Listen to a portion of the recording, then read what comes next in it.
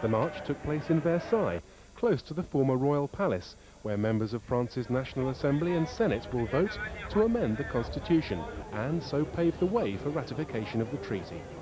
The treaty itself, drawn up in October 1997, includes moves to open borders between every EU state except Britain and Ireland by 2004, as well as new common policies on immigration and asylum, and increased cooperation between national police forces.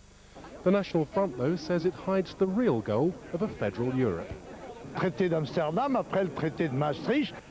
The Treaty of Amsterdam, after the Treaty of Maastricht, is surreptitiously preparing for, without the French people knowing it, a federal Europe, in which France will lose its sovereignty as a nation and probably won't have any power anymore, less even than certain states of the American Union. And it's not just the extreme right which is concerned. While the launch of the euro earlier this month strengthened popular support for a stronger Europe, politicians from many parties remain split over the dilution of national sovereignty. Despite their concerns, a 3/5 majority will be enough to adopt the amendment and allow France to become the 11th country to endorse the Amsterdam Treaty. If, as expected, the amendment is cleared, it would open the door for France to give the final go-ahead to the treaty in March. Andy Beat, BBC News. It's been reported that a new volcanic island is emerging from the Pacific Ocean near the Kingdom of Tonga.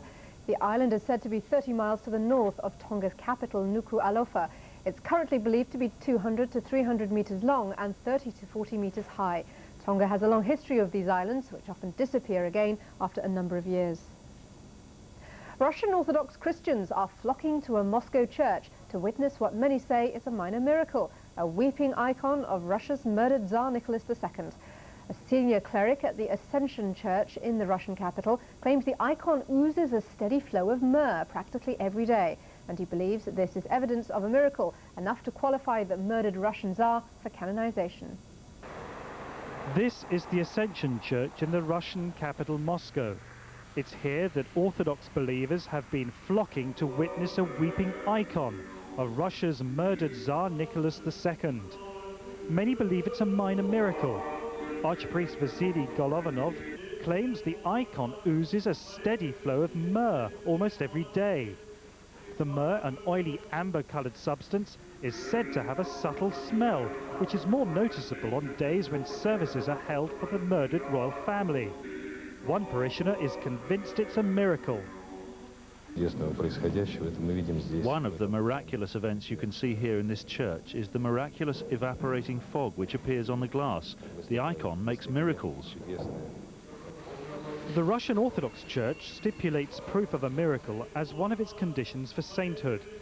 So far, the icon has received no official recognition from the Russian Orthodox Church and its leader, Patriarch Alexei II.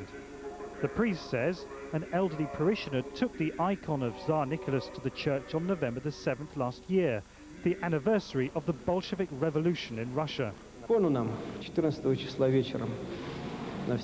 The icon came to us during a service on the evening of the 7th. They brought it to the church. It smelled very strongly. It really is a miraculous phenomenon. It's inexplicable by physical laws. Since then, hundreds of witnesses are said to have witnessed the flowing myrrh. Golovanov says this evidence of a miracle should be enough to qualify the murdered Russian royal family for canonization.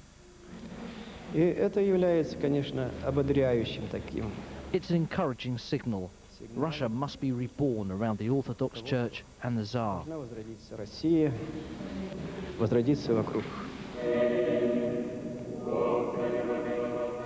Nicholas II and the Russian royal family were gunned down in a cellar in the town Yekaterinburg in July 1918. Their bones were finally buried in a ceremony in St. Petersburg last summer. David Campanale, BBC News.